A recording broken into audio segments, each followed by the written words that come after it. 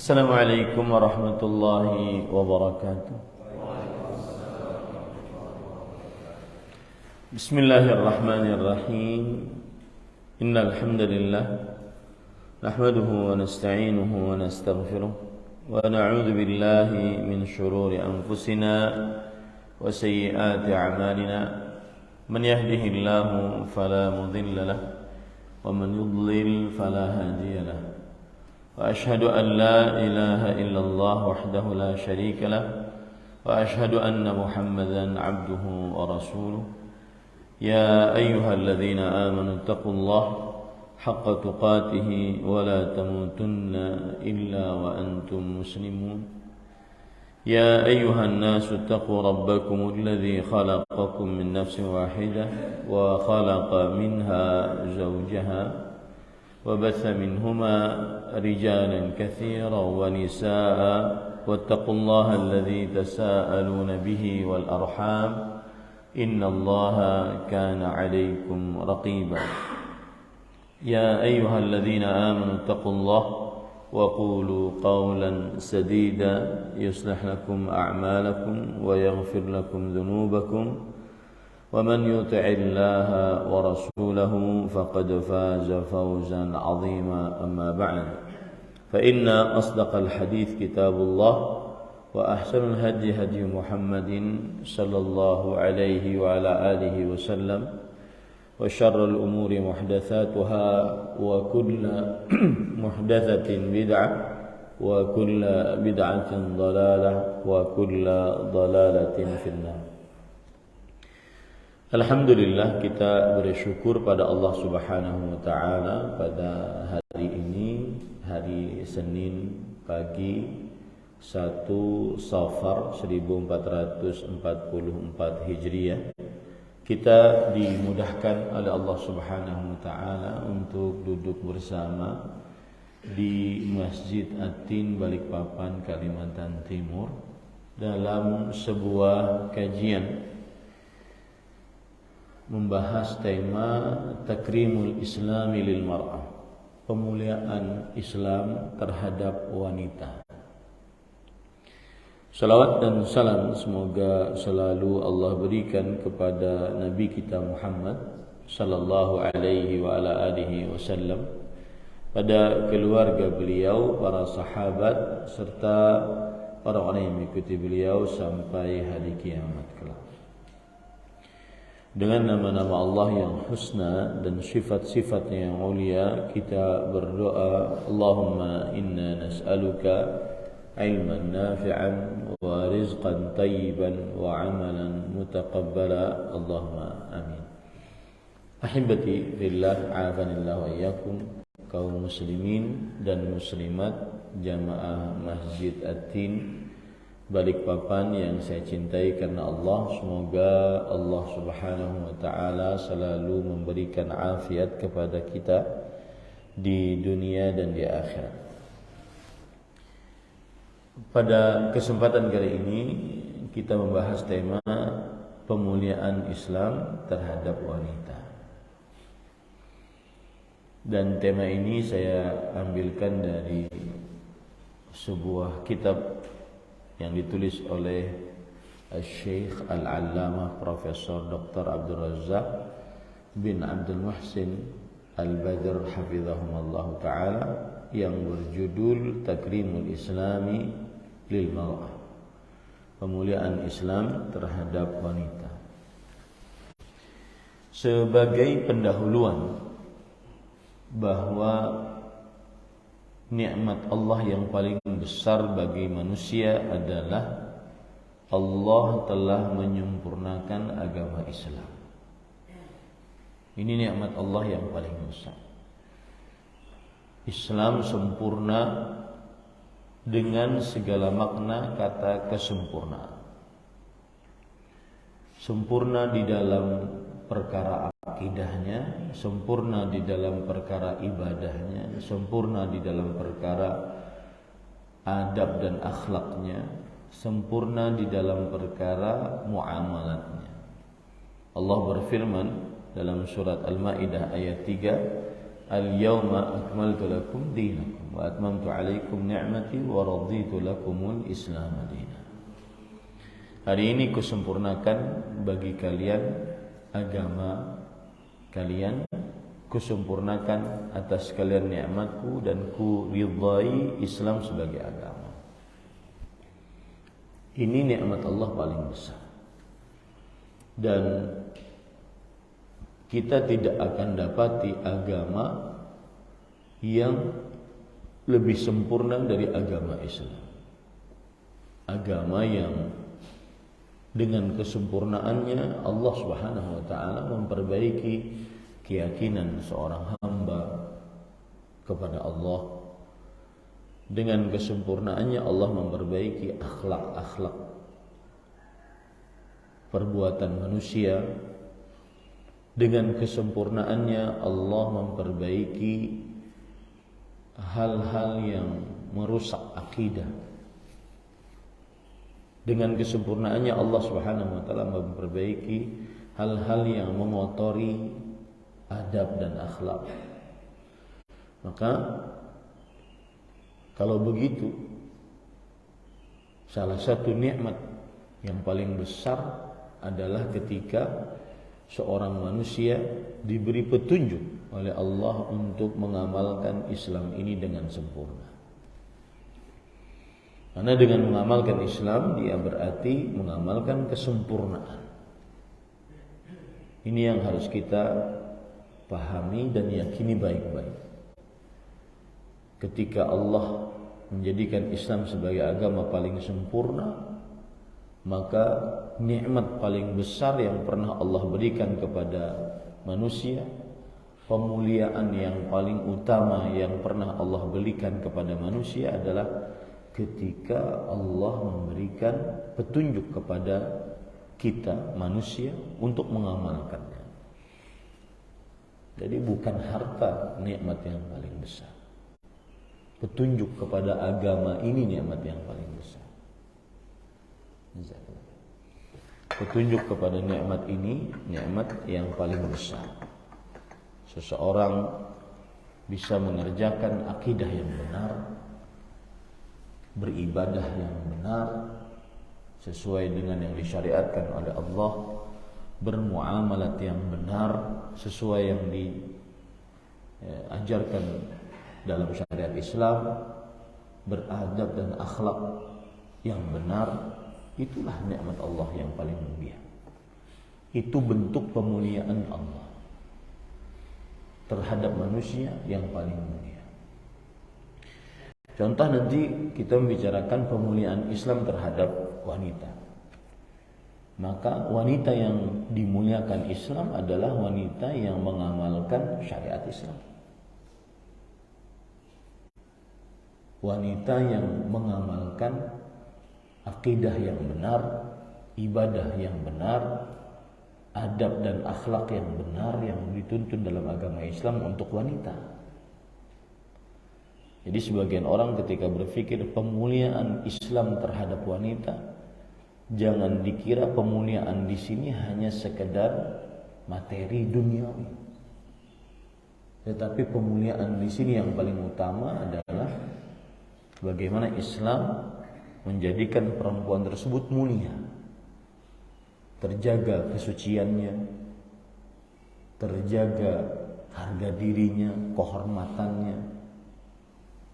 Maka sebagai pendahuluan saya katakan, ketika kita mengangkat pemuliaan Islam terhadap wanita, maka pemuliaan yang paling tinggi dari Allah terhadap manusia bukan hanya sekedar wanita adalah Allah memberi petunjuk kepada manusia untuk beragama Islam.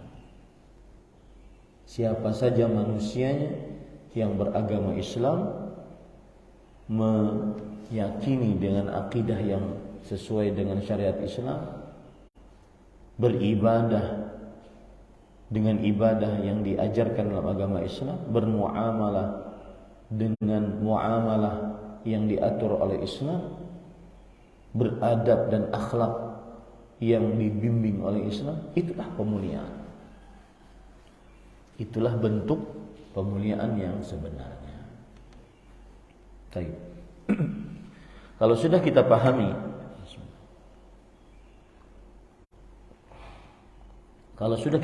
itu, ada poin-poin penting yang harus diyakini oleh seorang muslim. Yang pertama, seorang hamba wajib meyakini bahwa tidak ada peraturan yang paling bagus, yang paling selamat dibandingkan syariat Allah Subhanahu wa taala. Ahkamul hakimi, hakim yang paling bijaksana.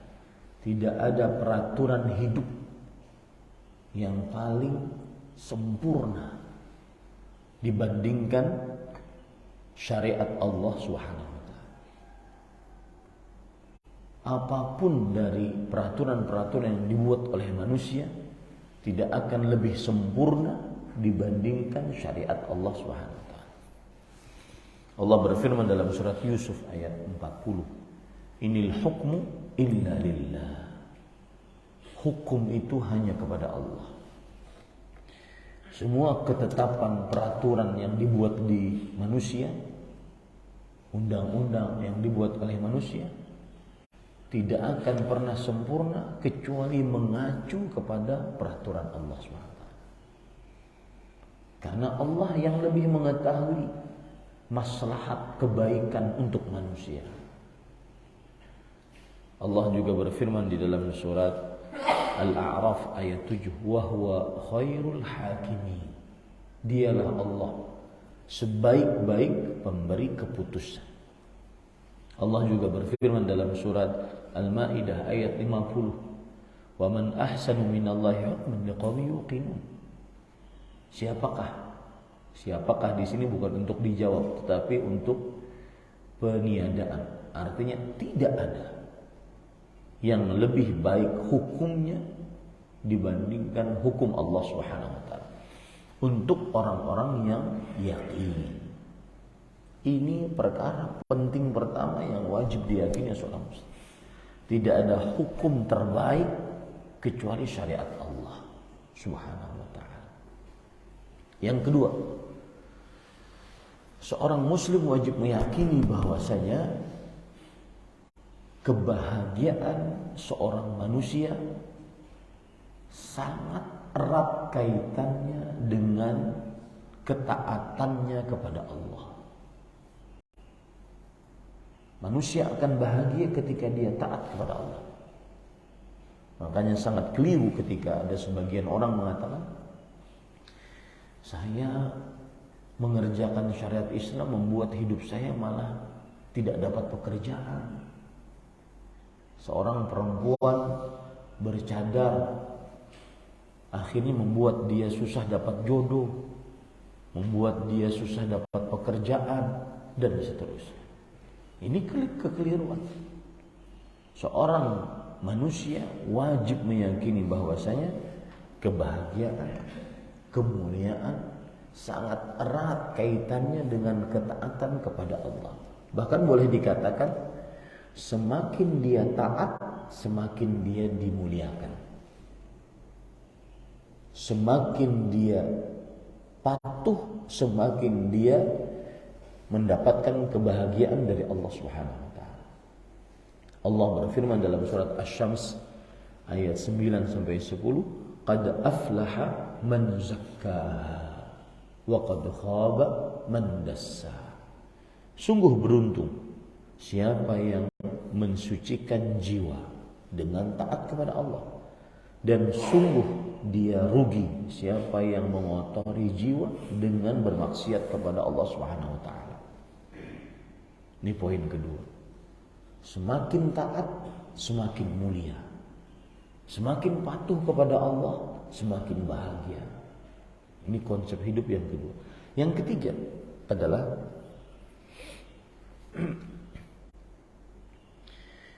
kita harus yakini bahwa seorang manusia hamba Allah, pasti ada musuh yang menghalanginya untuk taat kepada Allah.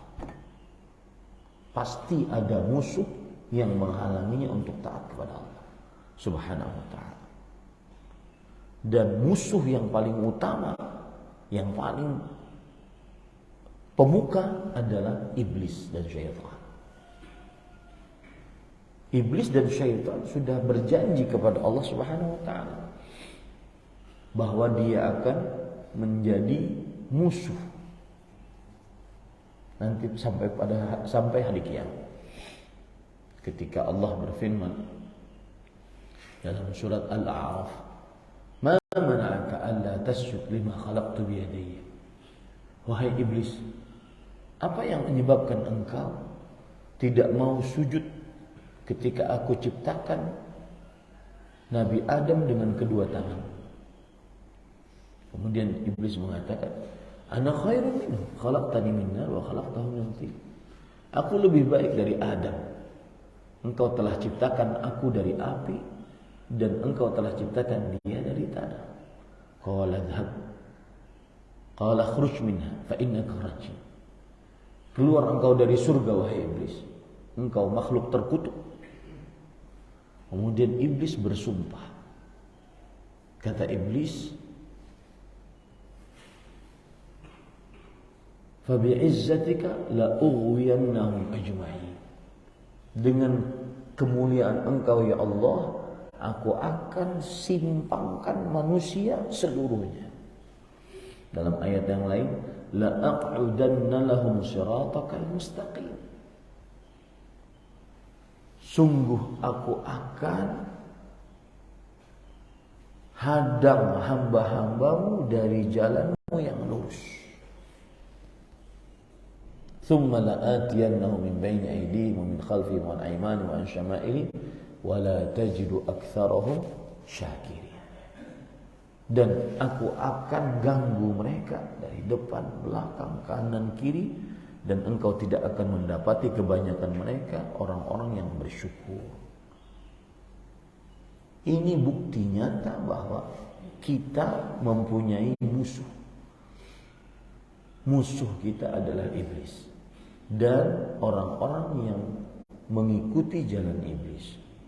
Allah berfirman dalam surat Fatir ayat 6, "Inna syaitana lakum aduun fattakhidhuhu aduwa." Sesungguhnya syaitan adalah musuh bagi kalian, maka jadikanlah ia sebagai musuh. Ini poin ketiga. Poin yang keempat adalah, ini penting, seorang muslim tidak mungkin jalan di atas jalan ketaatan, selalu menjaga sholat, berpuasa pada bulan Ramadan, mengerjakan ketaatan-ketaatan kepada Allah, menjauhi larangan-larangan Allah, menjauhi kesyirikan, membunuh, berzina, minum khamar, berjudi, selalu taat kepada Allah. Tidak mungkin dia di atas jalan yang lurus kecuali dengan pertolongan dari Allah. Ini yang keempat. Oleh karenanya wajib bagi dia untuk minta kepada Allah Subhanahu wa ta'ala petunjuk agar senantiasa diberikan petunjuk oleh Allah untuk bisa menjalankan syariat Islam. Seorang perempuan yang ingin taat kepada Allah, menjaga kesuciannya, wajib dia minta tolong kepada Allah Subhanahu wa ta'ala. Kenapa? Karena petunjuk hanya datang dari Allah. Yang kelima, ini juga penting, yang harus ada dalam benak kita sebagai manusia adalah bagaimana mulia di sisi Allah, bukan bagaimana populer di sisi manusia. Ini yang harus kita pahami baik-baik.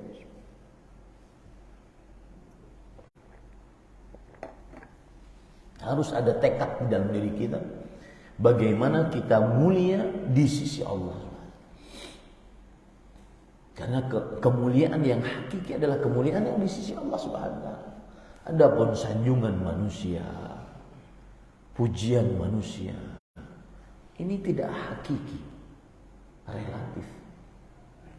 Seorang perempuan misalnya, perempuan wajahnya cantik, rambutnya indah, lehernya indah, body goals, ya.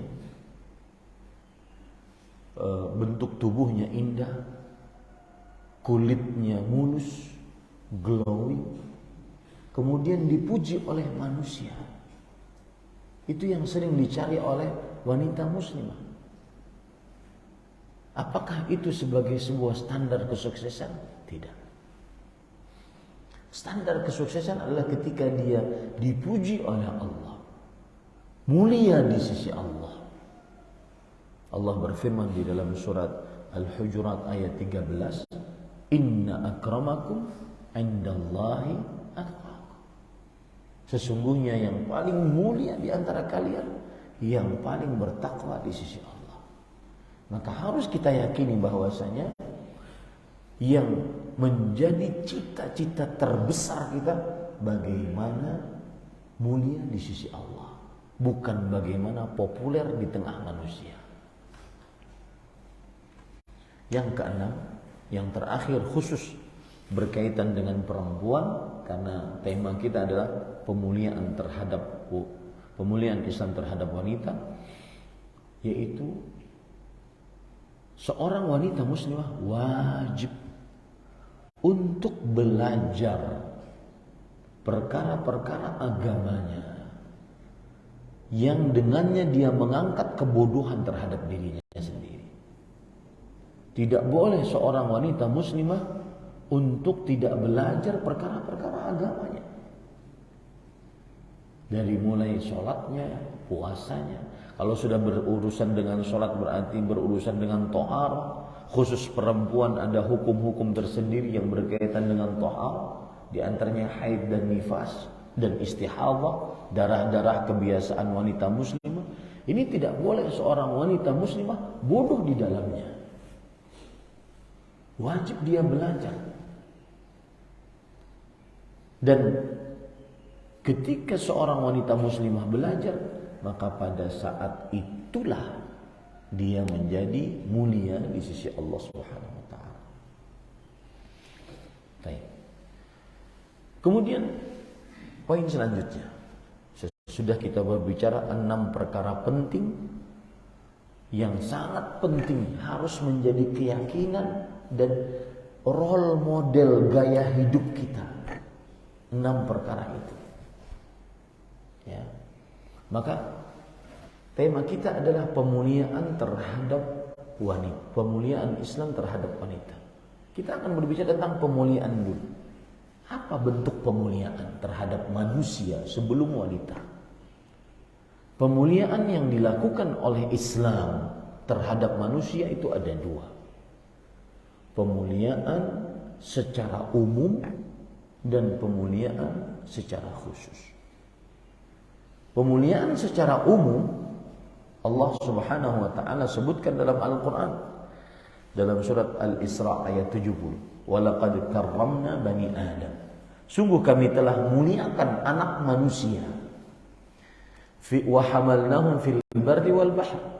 Dan kami bawa mereka di daratan dan di lautan. Artinya termasuk pemuliaan Allah adalah kami mudahkan mereka untuk berjalan di daratan, di lautan. Wa razaqnahum minat thayyibat. Dan kami berikan rizki kepada mereka dari makanan-makanan yang baik. Wa faddalnahum ala katsirin mimman khalaqna tafdila. Dan kami muliakan mereka dibandingkan makhluk-makhluk yang lain. Lebih mulia beberapa derajat. Ini pemuliaan, ini dalil tentang pemuliaan umum untuk manusia secara umum. Mau kafirnya, mau muslimnya, ahli taatnya, ahli maksiatnya, laki-lakinya, perempuannya, tua, mudanya, dimuliakan oleh Islam secara umum. Apa itu bentuk pemuliaan Islam secara umum? dijadikan oleh Allah manusia fi ahsani taqwim. Walaqad khalaqnal insana fi ahsani taqwim. Sungguh kami ciptakan manusia dalam bentuk yang paling baik.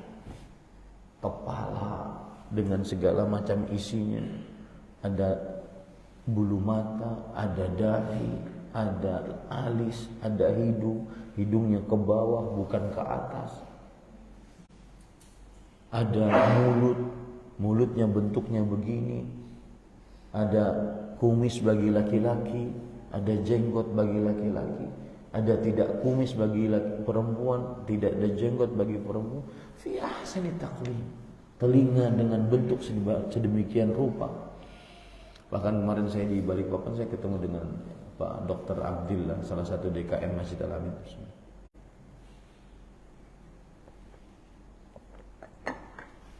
Beliau spesialis di bidang mikro, di bidang darah dan DNA. Subhanallah, beliau bercerita itu urusan darah.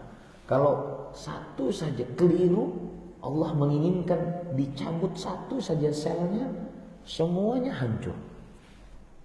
Luar biasa. Fi ahsani taqwim. Kita kan bisa menilainya, kita orang awam terhadap bentuk tubuh manusia ini, menilainya hanya dari luar saja. Ada kaki, ada tangan, tangannya punya jari-jemari, bisa memegang.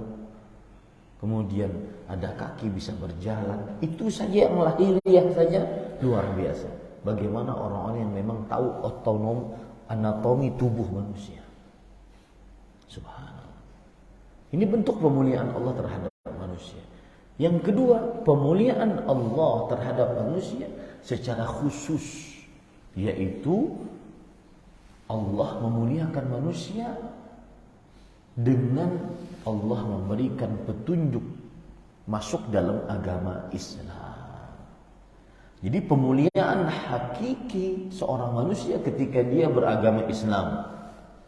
Karena dengan agama Islam akhirnya dia mendapatkan kebahagiaan di dunia dan di akhirat.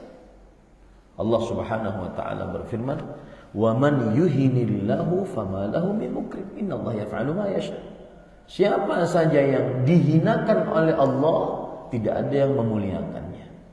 Maksudnya, siapa yang tidak diberi petunjuk oleh Allah kepada agama Islam, tidak diberi petunjuk oleh Allah untuk berkeyakinan tauhid, untuk beribadah, sholat, puasa, zakat, haji, tidak diberi petunjuk oleh Allah untuk menjauhi larangan-larangan Islam, kesyirikan, membunuh, zina, minum khamar, berjudi, riba, dan seterusnya, maka ini tidak dimuliakan oleh Allah. Bentuk pemuliaan khusus oleh Allah adalah manusia diberi petunjuk beragama Islam. Baik. Nah, yang patut diperhatikan sekarang, ada semacam hubungan antara pemuliaan umum dengan pemuliaan khusus tadi. Apa maksudnya? Ketika Allah sudah menciptakan kita dengan sesempurna mungkin, ingat baik-baik. Di akhirat Allah akan tanyakan pemuliaan yang khusus dengan pemuliaan yang umum tadi. Wahai manusia, aku telah ciptakan engkau mata. Mengapa engkau tidak gunakan mata tersebut untuk membaca Al-Quran, melihat yang halal? Mengapa engkau gunakan untuk melihat yang haram? Ada pertanyaan. Telinga, engkau telah aku ciptakan sempurna telingamu, bisa mendengar dengan sedemikian rupa. Mengapa engkau tidak gunakan untuk mendengar yang halal, malah mendengar yang haram? Terus akan ditanya. Ada hubungan antara pemuliaan yang umum dengan pemuliaan yang khusus. Pemuliaan yang khusus ini akan dimintai pertanggungjawaban oleh Allah Subhanahu wa taala melalui pemuliaan yang umum. Baik. Para ikhwah yang dirahmati oleh Allah Subhanahu wa taala. Sekarang kita ingin tahu poin selanjutnya. Bagaimana Islam memuliakan wanita? Kita ambil dulu petunjuk-petunjuk Al-Quran yang menunjukkan bahwasanya Islam memuliakan wanita. Yang pertama, Islam memerintahkan agar bermuamalah, berhubungan, berinteraksi dengan wanita dengan cara yang ma'ruf, dengan cara yang baik. Allah berfirman, wa'ashiruhunna bil ma'ruf. Gauli wanita dengan baik. Baik saat menjadi suami istri, baik saat mau berpisah. Gauli wanita dengan baik. Ceraikan dengan baik. Kalau seandainya memang mau diceraikan. Ya. Ini bentuk petunjuk Al-Quran tentang pemuliaan Islam terhadap wanita. Allah memerintahkan wanita untuk digauli dengan baik.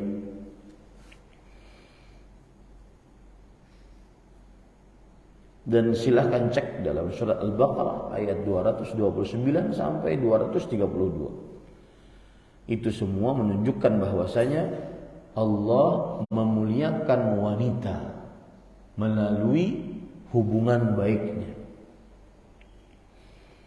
Kemudian para ikhwan yang dirahmati oleh Allah Subhanahu wa taala, termasuk petunjuk Al-Qur'an dalam perihal pemuliaan Islam terhadap wanita adalah Islam mewajibkan untuk memberi mahar kepada wanita apabila dinikahi.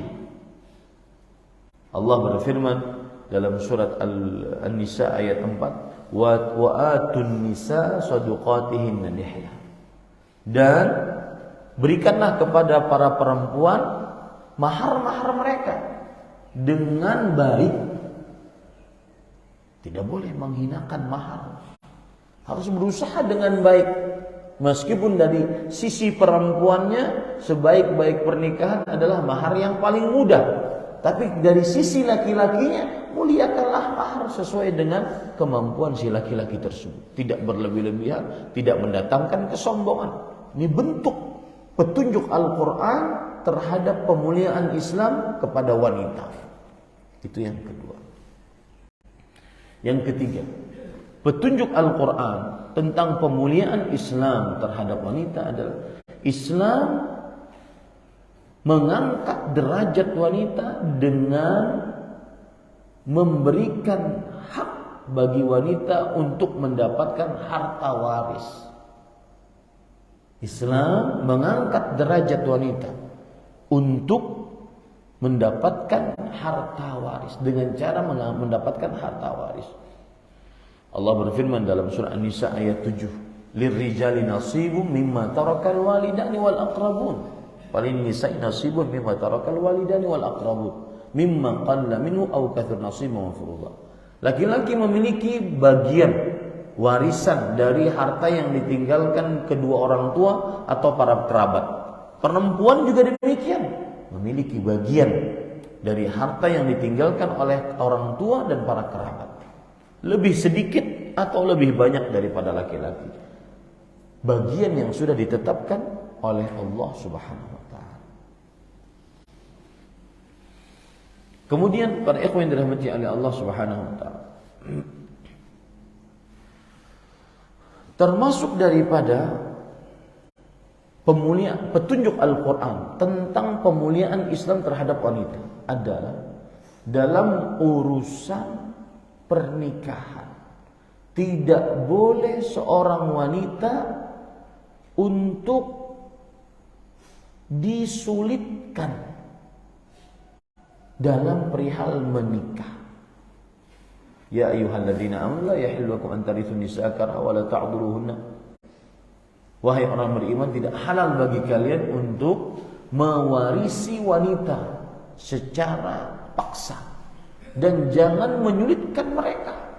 Tidak boleh menyulitkan mereka untuk menikah. Misalkan mereka cerai, kemudian tidak diperbolehkan lagi untuk menikah dengan lelaki manapun. Kenapa? Agar si keluarga ini mendapatkan keuntungan yang banyak. Kamu boleh nikah asalkan yang melamarmu, memberikan mahar 1 miliar. Menyulitkan perempuan untuk menerima pinangan laki-laki lain lagi setelah dia mungkin bercerai. Ini namanya i'dhar, membuat wanita tidak menikah. Kenapa? Karena keluarga wanita tersebut menginginkan harta dari mahar pemberian laki-laki kepada si perempuan tersebut. Ini bentuk pemuliaan terhadap Islam terhadap wanita. Kemudian juga para ikhwan yang dirahmati oleh Allah, petunjuk Al-Quran tentang pemuliaan Islam terhadap wanita adalah samanya laki-laki dan perempuan di dalam pahala dan siksa. Siapa yang beramal saleh, beriman dari laki-laki, maka dia akan mendapatkan pahala. Begitu juga perempuan. Siapa yang beriman, beramal saleh dari perempuan, dia akan mendapatkan pahala. Allah Subhanahu wa taala berfirman dalam ayat yang panjang, surat Al-Ahzab ayat 35, menggandengkan laki-laki perempuan, laki-laki perempuan, laki-laki perempuan, laki-laki. Contoh, innal muslimina wal muslimat, laki-laki perempuan yang beragama Islam, wal mu'minina wal mu'minat, laki-laki perempuan yang beriman, wal qanitina wal qanitat, laki-laki perempuan yang ahli ibadah, was sadiqina was sadiqat, laki-laki perempuan yang jujur, was sabirina was sabir, laki-laki perempuan yang sabar, wal khashi'ina wal khashi'at, laki-laki perempuan yang khusyuk, wal mutasaddiqina wal mutasaddiqat, laki-laki perempuan yang bersedekah, was saimina was saimat, laki-laki perempuan yang berpuasa, wal hafizina furujahum wal hafizat, laki-laki perempuan yang menjaga kemaluannya, wadz-dzakirina Allah katsiran wadz-dzakirat, laki-laki perempuan yang banyak berzikir. A'addallahu lahum maghfirah wa ajran 'azim. Allah menyediakan untuk mereka pahala dan ampunan. Semuanya sama, tidak ada bedanya. Ini bentuk pemuliaan Islam terhadap wanita muslimah. Kemudian pada ikhwan yang dirahmati oleh Allah Subhanahu wa taala, termasuk daripada pemuliaan perempuan terhadap wanita melalui Al-Quran adalah ini yang sering salah dipahami oleh para perempuan. Islam memuliakan wanita dengan cara membatasi bagi laki-laki boleh menikah lebih dari satu, hanya batasannya sampai 4. Itu pemuliaan Islam terhadap wanita. Kalau kita lihat dahulu sebelum Islam, dari agama Nasrani, Yahudi, kemudian orang-orang musyrik Arab, mereka tidak ada batasan untuk menikah. 100 kawin cerai, nggak ada batasan. Islam memuliakan perempuan dengan membatasinya hanya 4. Ikhwan yang dirahmati oleh Allah Subhanahu wa taala, dalam surah An-Nisa ayat 2, fankihu ma taba lakum minan nisa mathna wa thulatha wa ruba. Nikahilah wanita-wanita yang baik bagi kalian, 2, 3, 4. Maksimal. Ini bentuk pemuliaan Islam terhadap wanita melalui ayat-ayat Al-Qur'an. Baik. Para ikhwah yang dirahmati oleh Allah Subhanahu wa taala, sekarang kita ingin melihat bagaimana bentuk pemuliaan Islam yang lain terhadap wanita. Yang pertama, yang lain adalah ini diambilkan dari hadis Rasulullah SAW. Bentuk pemuliaan Islam terhadap wanita, laki-laki diperintahkan untuk menjaga kesucian wanita. Laki-laki harus mempunyai ghairah. Ghairah itu artinya rasa cemburu. Yang dengan rasa cemburu tersebut, dia akan menjaga keluarga perempuannya, istrinya, ibunya, neneknya, anaknya, cucunya, kakak adiknya, keponakannya, bibinya, kerabat-kerabat terdekatnya. Seorang lelaki wajib menjaga kesuciannya. Ini bentuk pemuliaan Islam terhadap wanita. Makanya kalau ada perempuan di zaman sekarang yang mengumbar aurat, memperlihatkan wajahnya yang cantik, rambutnya yang indah, kemolekan tubuhnya, kulitnya yang halus, perhiasannya, make upnya. Pertanyaan paling pertama pada seorang laki-laki yang normal adalah, mana keluarga laki-lakinya? Ketika di media sosial perempuan-perempuan bergoyang sangat erotis, menggoda laki-laki yang lihat jutaan. Pertanyaan paling pertama adalah, mana laki-lakinya? Mana nih suaminya dari si perempuan ini? Mana anak laki-laki dari si ibu, sama mana cucu laki-laki dari si nenek ini? Mana bapak dari anak perempuan ini? Mana kakek dari cucu perempuan ini? Mana keponakan laki-laki, mana kakak laki-laki dari adik-adik perempuannya yang jual aurat? Mana paman yang merupakan laki-laki dari keponakan-keponakannya? Mana? Kenapa? Karena Islam memuliakan wanita dengan cara menjaga auratnya, kesuciannya, kehormatannya, keperawanannya, kegadisannya. Rasulullah SAW bersabda dalam hadis riwayat Bukhari dan Muslim, "Man qutila duna mali duna ahlihi fahuwa syahid." Yang terbunuh gara-gara menjaga kesucian keluarga perempuannya, dia mati syahid. Kalau ada nih keluarga perempuan kita mau diperkosa oleh orang, mau diambil mau direnggut kehormatannya, kesuciannya, lalu kita bertarung dengan orang tersebut, lalu kita mati, maka kita mati syahid. Ini pemuliaan Islam terhadap wanita. Makanya Sa'ad bin Ubadah radhiyallahu anhu, beliau berkata, "Law ra'aitu rajulan ma'a imra'ati la darabtu bisayf ghairi musfah."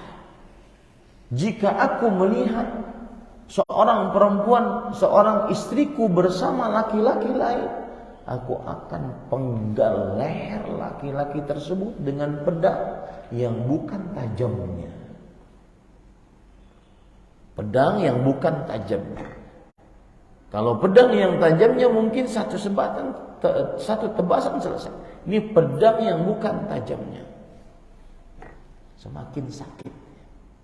Ini bentuk pemuliaan Islam terhadap wanita muslim. Makanya kalau seandainya Anda sebagai seorang lelaki kemudian membiarkan keluarga perempuan belum berjilbab, apalagi nongol di media sosial, nongol payudaranya, nongol pantatnya, nongol bahen nongolnya, itu laki-laki macam apa wanita laki-laki ini?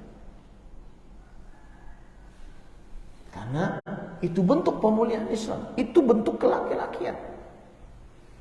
Ini para ikhwan dirahmati oleh Allah Subhanahu wa taala.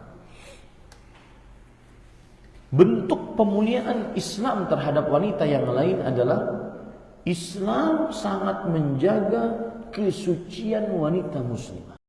Kesucian yang saya maksud kegadisannya, keperawanannya, auratnya. Ya, tidak dilecehkannya perempuan. Islam sangat menjaga itu. Makanya disyariatkan hijab. Makanya disyariatkan tidak keluar rumah kecuali karena sangat perlu.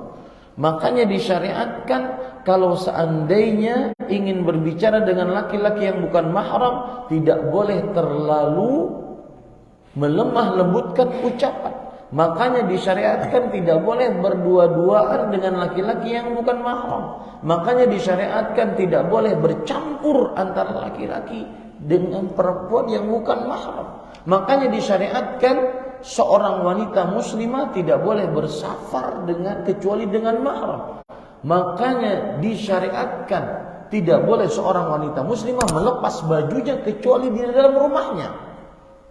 Makanya disyariatkan seorang wanita muslimah tidak diperbolehkan untuk keluar rumah dengan memakai minyak wangi. Ini bentuk-bentuk pemuliaan terhadap agama Islam. Ya. Ini para ikhwan yang dirahmati oleh Allah Subhanahu wa taala. Dan apa yang saya sebutkan tadi itu berdalil semua. Dari mulai hijab, seorang wanita muslimah berhijab, maksudnya tertutup dari pandangan laki-laki yang bukan mahram. Seperti kita sekarang ini, perempuan di bawah, laki-laki di atas, tertutup. Ini bentuk pemuliaan Islam terhadap wanita muslimah. Kemudian juga, dan itu dalilnya Allah berfirman dalam surah Al-Ahzab ayat 53. Seperti tidak keluar rumah kecuali karena hajat keperluan. Yang sekarang sangat jauh berbeda. Bahkan sekarang jalan di zebra cross ditonton laki-laki dengan dalih itu adalah kreativitas. Itu perbuatan jahiliyah. Zaman dahulu seperti itu jahiliyah. Laki-laki, perempuan disuruh berlenggak-lenggok di hadapan laki-laki yang bukan mahram. Allah Subhanahu wa taala berfirman di dalam surah Al-Ahzab ayat 33, "Wa qarna fi buyutikunna wa la tabarrajna tabarrujal jahiliyyahil ula."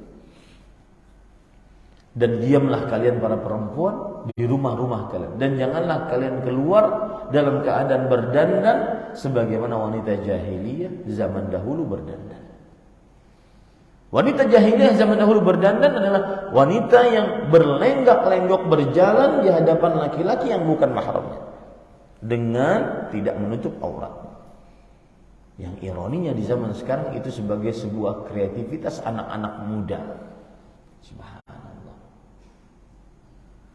Pemulihan Islam terhadap wanita menjaga kesuciannya diantaranya dengan tidak melemah lembutkan berucap di hadapan laki-laki yang bukan mahramnya. Baik itu di dunia nyata ataupun lewat media sosial. Allah berfirman dalam Al-Quran surah Ahzab ayat 32, "Fala takhda'na bil qaul fayatma'a alladhi fi qalbihi marad." Janganlah para perempuan melemah lembutkan ucapannya di hadapan laki-laki yang bukan mahramnya, maka laki-laki tersebut yang mempunyai penyakit di dalam hatinya akan tamak kepada perempuan tersebut. Sekarang bukan hanya melemah lembutkan, nyanyi dengan suara yang indah, yang menggoda, disertai dengan goyangan. Disebut itu sebagai sebuah prestasi.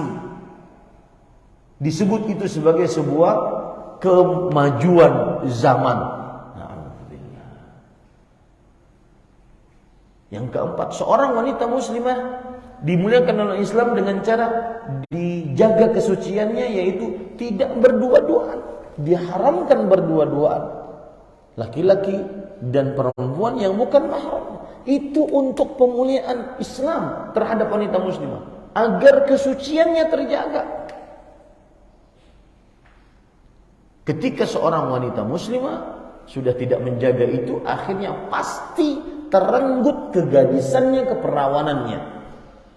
Akhirnya dia tidak mulia lagi karena menyalahi syariat Islam. La yakhluwanna rajulun bimra'ah illa ma'adhi mahram. Tidaklah seorang laki-laki berdua-duaan dengan perempuan kecuali bersamanya mahramnya. Di riwayat Bukhari. Itu berdua-duaan atau bercampur dalam jumlah yang banyak, laki-laki perempuan bercampur, tidak ada hijab di antara mereka. Makanya di dalam saf solat di zaman Rasulullah SAW tidak ada hijab di dalam saf solat. Tetapi beliau mengatakan khairu sufufir rijal awwaluha wa syarruha akhiruha wa khairu sufufin nisa akhiruha wa syarruha awwaluha. Sebaik-baik saf solat bagi laki-laki yang paling depan, seburuk-buruknya paling belakang karena akan bertemu dengan perempuan. Sebaik-baik saf bagi perempuan yang paling belakang, dan seburuk-buruk saf bagi perempuan adalah yang paling depan karena akan bertemu dengan laki-laki yang paling belakang. Ini kalau seandainya dahulu tidak ada hijab. Kalau sekarang sudah beda, bukan hanya hijab, alhamdulillah beda ruangan, luar biasa. Dibentuk pemulihaan Islam terhadap wanita muslimah agar terjaga kesucian. Dan saya katakan pada ikhwan, tidak ada yang paling berharga bagi wanita muslimah setelah akidahnya dibandingkan kesuciannya, kegadisannya, keperawanannya, sifat malunya, ya, auratnya. Itu paling berharga wanita muslim. Kalau sudah dibuang-buang, apalagi di zaman sekarang, mungkin kalau dalam real life, kehidupan nyata mereka pakai jilbab, tapi dalam keadaan alternatif life, alternatif kehidupan alternatif mereka, di dalam kamar mereka buka semua. Jangan enak di zaman sekarang, perempuan di luaran, di pasar, di jalan, di mall pakai jilbab. Di kamar ternyata dia yang jual payudaranya. Ternyata dia yang jual goyangan pantatnya. Itu lagi ramai istilah real life dengan alternative life. Kenapa?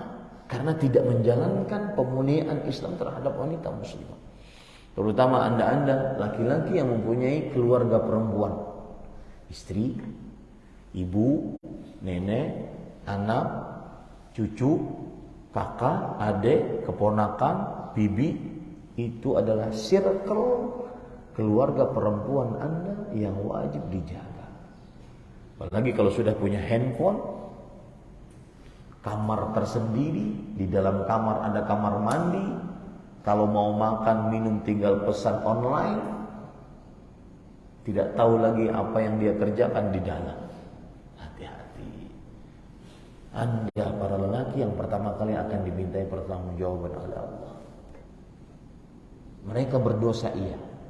Perempuan yang seperti itu berdosa iya. Tapi yang diminta pertanggungjawaban para lelaki yang pertama kali para lelaki. Perhatikan tuh. Anak-anak perempuan anda yang sudah anda kasih kamar tersendiri, handphone pribadi, boleh main akun media sosial sendiri. Ya, jangan-jangan mereka pakai akun palsu, apalagi di zaman sekarang pakai cadar, pakai masker, tidak ketahuan, yang kelihatan mohon maaf cuma pantatnya doang. Ternyata itu anak anda. Na'udzubillah.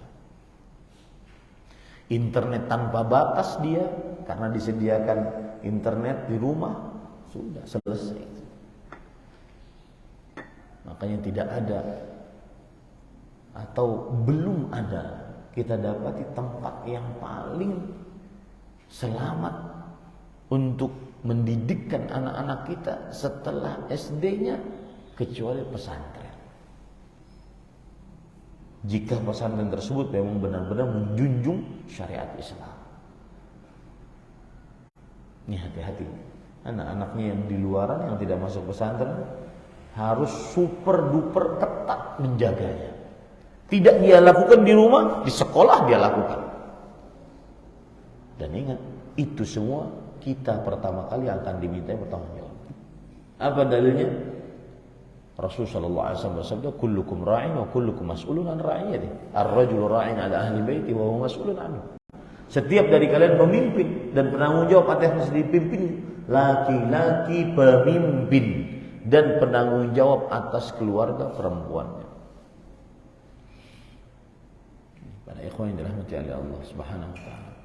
Nah, itu kira-kira yang bisa saya sampaikan. Semoga yang disampaikan bermanfaat. Apa yang baik itu hanya dari Allah Subhanahu wa taala. Tepat kita 1 jam berbicara tentang pemuliaan Islam terhadap wanita muslim.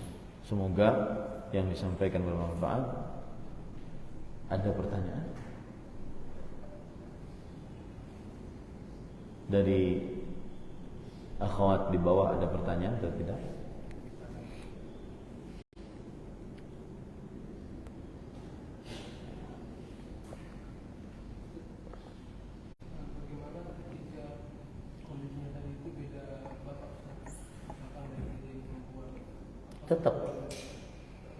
Tetap saudara perempuan seibu, tetap itu tanggung jawab laki-laki. saudara perempuan sebapak, saudara perempuan sekandung. Laki-laki bertanggung jawab. Memang berat, tapi lebih berat lagi hisab di akhirat. Lebih baik kita bersusah-susah di dunia.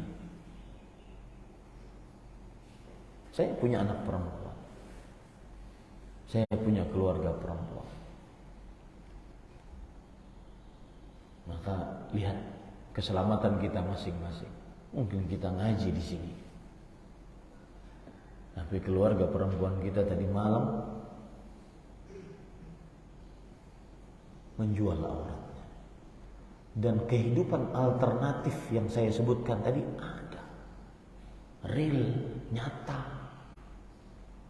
Kehidupan alternatif perempuan yang saya sebutkan tadi itu real, ada di tengah manusia, di tengah kaum muslimat. Keluar jilbab lebar, bahkan mungkin bercadar, di dalam kamar jual aurat demi cuan. Dan yang lebih ironinya kadang-kadang yang membuat videonya suaminya, keluarga laki-lakinya, yang aturan keluarga laki-lakinya yang menjaga kesucian wanita muslimah. Di sini beratnya para ikhwan. Ada pertanyaan? Ya, ada. Baik. Itu kira-kira yang bisa saya sampaikan. Mudah-mudahan yang disampaikan bermanfaat. Kita cukupkan dengan kafaratul majlis. Subhanakallahumma hamdik, asyhadu an la ilaha illa anta, astaghfiruka wa atubu ilaik. Wa sallallahu nabiyana Muhammad walhamdulillahi rabbil alamin. Wassalamualaikum warahmatullahi wabarakatuh.